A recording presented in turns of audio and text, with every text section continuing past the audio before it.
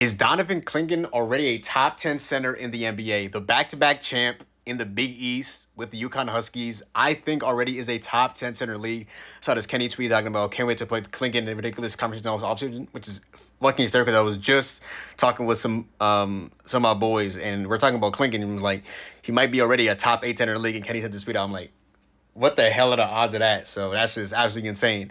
But yeah, let's go ahead and talk about Donovan Clingan, who is a double-double machine with the league's best shot blockers and just straight up, I think, already a top 10 in the league. I have my list. We can break that all down. So I said, and I quote, Donovan Clingan is at minimum a top 10 center in the league right now, in my humble opinion. Literally was having a conversation about him earlier, and I slick might take him hot take over Alperen Şengün. He gives you way more in terms of defense. He's a better rebounder. He just lacks the what's it called? He lacks the playmaking, and he also lacks not that he lacks anything as anything away from Şengün, but Şengün lacks obviously is the rebounding, it's the defending, it's the efficiency at the rim, and I think Clingan. I trust that Clingan jump shot more than I trust the Şengün jump shot. Rating. Nothing against Şengün, but yeah. And downside with Clingan, I would say he struggles on the perimeter at times. You know, at points he can get bodied. I mean, he's not the most built guy. Like, he's a big guy, but he's not incredibly built. Shout out to Clingan. I just saw him in a Field of 68 interview. He had a quad box with a Blazers gear on in the hotel. So shout out to Clingan, man. We are part of Clingan FC. He struggles on the perimeter at times at points. Again, that 40 butt that Jared Allen has is going right basically through his chest. I think Rudy Gobert had some good matchups against him as well. But he's an elite shot blocker, an elite rebounder. He's a really good finisher. He's a willing passer, a developing jump shooter. And I think, dude, Clingan is pretty damn good, man. Clingan is pretty damn good. Right now he's averaging 12, close to 12, and 2 a game. 52% from the field, about 33% from 3. All that I need to see him improve as well.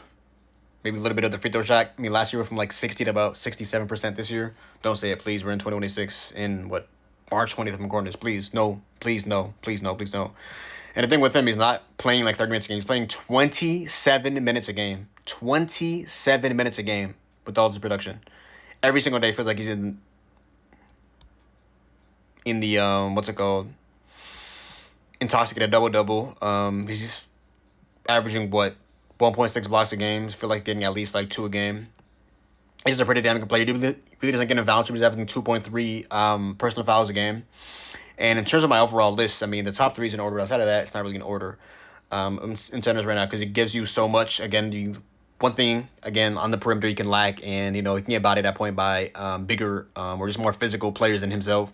And, again, the developing jump shot and the free throw shot. But overall, man, Clingan's a damn good player. Right now, obviously, I have my top 3 centers are Jokic, Wemby, then Embiid. And then these next couple of guys are out of order, but they're also in my top 10, also including Clingan as well. Cat, who at points of power forward, really should be playing center, but they fully healthy. No, really should be playing power forward, but, you know, last year in the playoffs, they had Mr. Robinson at center, which I like, you know, but that's besides the point. Obviously, you have 2 wings and Mikhail and OG. It's tough at the end of the day, but yeah, Cat really is a power forward playing center, but you get the gist at the end of the day. Bam, another power forward playing center. He can potentially start at power forward when they have Khalil Ware at center, but he's not as efficient at the rim as you would want. And when it comes to his shot diet overall, I mean, some of it's just that floater shot, the mid-range shot, the three-point shot, just not as efficient at the rim as you would hope a center would be, but he's also a 6'9 center, cosplaying as a 6'9 power forward. No, a 6'9 center who's cosplaying as a center was really a power forward, but anyways. Yeah, Jalen Duren's in the midst of a breakout season. Now, wouldn't say I will pay him that $58 million that I saw he may be eligible for. He makes all NBA because KD might not make it. I would not pay him that. I will pay him like 40, but not 58 or 50 something. No. Now, saying this is a Heat fan, is a Bam fan.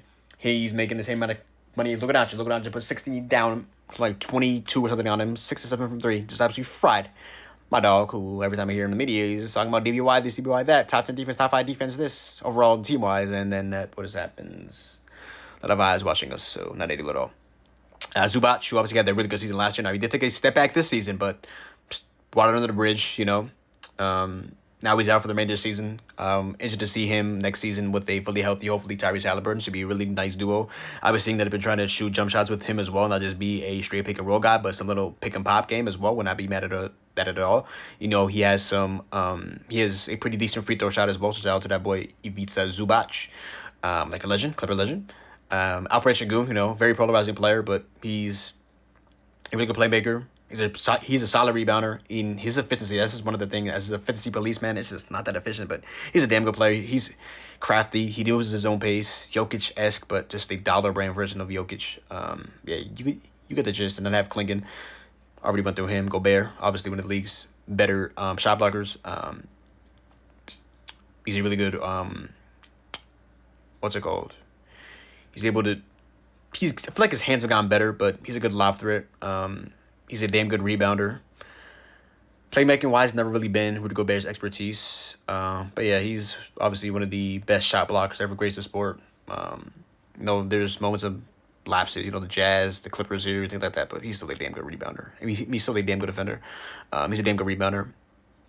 His hands, again, have gotten better, so yeah. Then honorable mentions, I Walker Kessler, absolutely adore, but unfortunately, getting that injury tag on him, unfortunately, he's out for the remainder of the season, got injured early on in the season, Sabonis. That's probably at this point a worse version of even Şengün, who he was ahead of. Maybe it's age, maybe it's this, but injuries are piling up. It's not a willing shooter at all. Free throw shots, all right. His defense, like, the thing with Şengün is at least he can block shots. But the thing with Sabonis is, like, it's just a piss poor defense. Like, him as your defensive anchor in the paint, this is brutal. Playmaking wise, though, yeah. I mean, even though he's not an elite playmaker, but he's not a potential assist merchant, but he is a lot of, like, dribble handoff, things like that. It's not that he's a bad playmaker, but he's not an elite playmaker, I still take Şengün as a playmaker over him. I'll take. And then Alex Sarr as well, who's really another one of these power forwards, class playing as centers, unfortunately. He'll probably have to play center, maybe. AD loves playing power forward. Yeah. I mean, the thing with Alex Sarr is the defense. The defensive concern, but offensively, he's gotten a lot better, like, every single year offensively. Really like what I saw to him. Definitely because he can be a full-time 3-level scorer when it's all said and done. Just got to fix that defensively. He's a good shot blocker, but, the Wizards are notoriously, in the last 3 years, one of the worst defensive teams in the league. And they've been also absolutely abhorrent, absolutely dog shit against centers. So, yep, that's Alex Sarr's position, so pretty brutal.